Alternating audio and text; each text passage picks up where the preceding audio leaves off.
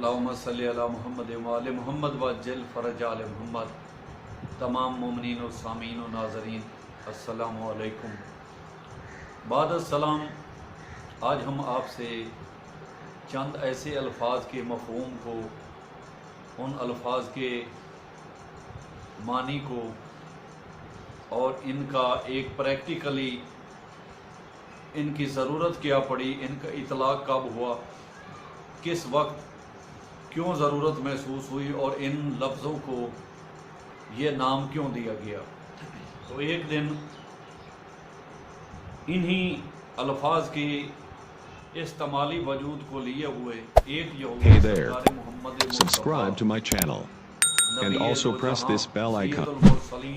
अनीसल गरीबीन सरकार मोहम्मद मुस्तफ़ा सल्लल्लाहु अलैहि वसल्लम की हुजूर बाबरकत में पेश हुआ। बाद सलाम व ताज़ीम व तकरीम उसने अर्ज़ की कि मौला मेरे माँ बाप आप पर कुर्बान जाए, मैं चंद सवाल आपके हुजूर पेश करना चाहता हूँ। अगर उनके जवाबात मुझे तौरात व ज़बूर इंजील से मिले तो मैं चाहता हूँ कि उनके जवाबात पाने के बाद मैं अपने कबीले में जाऊँ और आपके दीन बर हक़ की नशर व इशात और तबलीग के इस मिजाज व मेयार और वही के नज़ूल को सादिक करके बताऊँ कि मक्का मुअज़्ज़मा में नबी आखिरुज़्ज़मान का ज़ुहूर हो चुका है। तो सरकार मोहम्मद मुस्तफ़ा ने कहा कि बंदा खुदा तुम पूछो जो कुछ पूछना चाहते हो।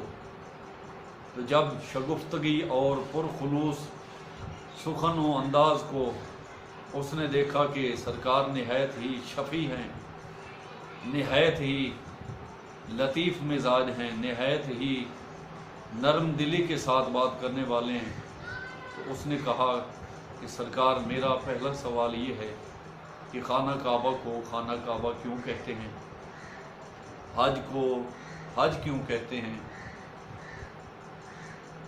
मुत्ततुल हज को यानी उम्रा को उम्रा क्यों कहते हैं, सफ़ा को सफ़ा क्यों कहते हैं, मरवा को मरवा क्यों कहते हैं। तो सरकार नबी कौनैन मुस्कराए और कहने लगे कि ऐ बंदा खुदा तुझे अल्लाह पाक ने मार्फत से नवाजा है, अगर तुम दीन हक़ की तरफ रुजू कर लो तो जन्नत जो है वो चंद कदमों पर तुमसे दूर है। वो मुस्कराया और कहने लगे कि मौला आप इन जवाबात के बाद इंशाअल्लाह मुझे आप देखेंगे कि मैं आपके कदम बोसी के लिए हाजिर हूँगा और आपकी ग़ुलामी में अपनी ज़िंदगी गुजारूँगा। तो सरकार नबी कौनैन ने कहा कि ऐ बंदा खुदा तुम्हारा पहला सवाल ये था कि खाना काबा को खाना काबा क्यों कहते हैं। तो काबा ज़ाहरी बातनी तौर पर मुख्तलिफ मफ़हूम रखता है।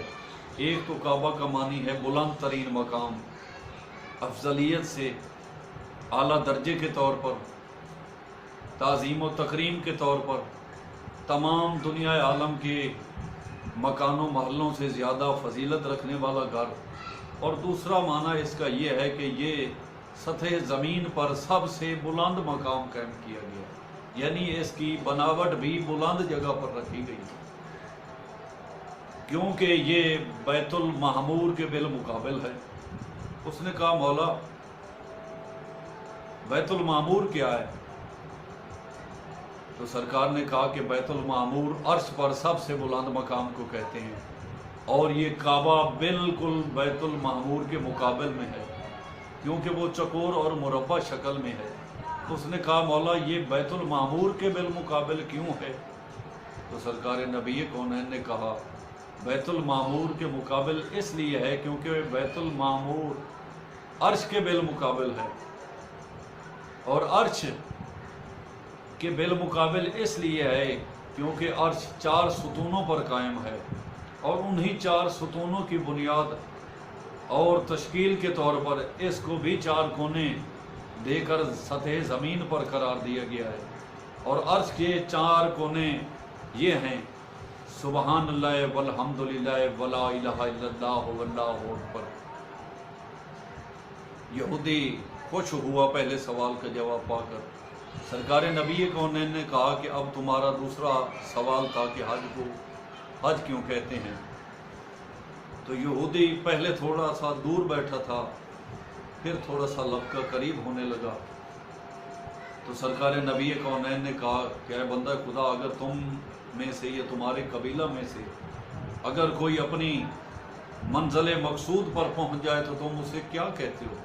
اس نے کہا مولا ہم اسے کہتے ہیں فاتح، نصرت پانے والا، کامیابی حاصل کرنے والا۔ سرکار نے مسکرا کر کہا کہ بندہ خدا، اگر تو دنیائی زندگی میں اگر ایک عام سے مقصد کو پانے کے بعد فاتح، ناصر یا کامیاب کہلواتے ہو، تو اگر کوئی اللہ کی طرف سے کامیابی حاصل کر لے تو ہم اس کو کہتے ہیں کہ اس نے حج کر لیا، یعنی کہ یہ کامیاب ہو گیا ہے۔ اور متعۃ الحج یہ ہے کہ اگر کوئی بندہ چاہے کہ اس بارگاہ عظیم کی بار بار حج کرے تو اللہ پاک نے قرآن مجید کے ذریعے سے اس کو یہ فیسلٹی دی ہے کہ وہ متعۃ الحج کے طور پر جو بھی اس کو میسر ہو قربانی کر کے وہ عمرہ کر لے۔ اس کے بعد سرکار محمد مصطفیٰ صلی اللہ علیہ وآلہ وسلم نے فرمایا کہ تو نے پوچھا کہ صفا کو صفا کیوں کہتے ہیں؟ تو سرکار نبی کونین نے فرمایا کہ اے بندہ خدا، صفا کو صفا اس لیے کہتے ہیں کہ اس کا تعلق ہے، اس کا معیار مشتق ہے مصطفیٰ کے ساتھ، کیونکہ آدم کو اللہ پاک نے مصطفیٰ بنایا تھا۔ اور اس کی سورہ آل عمران کی آیت نمبر 33 میں قرآن پاک میں ذکر کیا ہے کہ ان اللہ اصطفیٰ آدم و نوح و آل ابراہیم علی العالمین، کہ ہم نے آدم علیہ السلام کو استفیت دی اور نوح علیہ السلام کو اور آل ابراہیم کو پوری دنیا عالم پر۔ اور اس کے علاوہ سرکار آدم علیہ السلام کوہ صفا کے اوپر اترے تھے، جب وہ اتر کے اولا کے بعد سطح زمین پر ان کا نزول ہوا، تو کوہ صفا پر سرکار کی مصطفیت کے بعد اس جگہ کو صفا کے نام سے مشہور کر دیا گیا۔ اور تم نے مروہ کے لیے پوچھا ہے کہ مروہ کو مروہ کیوں کہتے ہیں؟ تو مروہ پر جناب حوا، کوہ مروہ پر جناب حوا کا نزول ہوا تھا جب آدم و حوا اتارے گئے، تو مشہور ہو گیا، کیونکہ ایک مرآ کا لفظی معنی اس کا مفہوم یہ ہے ایک مستور، ایک نساء، ایک پاک دامن بی بی۔ تو مرآ کے مروہ پر اترنے کے ساتھ ساتھ لوگوں نے اس کو زیادہ تر مروہ کے ساتھ مشہور کر دیا۔ باقی رہا سوال کہ تم پوچھ رہے تھے کہ یہ صفا و مروہ کے درمیان یہ حجاج صاحبان کا یہ بھاگنا کس لیے ہے، اس کی کیا وجہ ہے؟ تو ایک دن سرکار ابراہیم علیہ السلام نے حکم خداوند کریم پر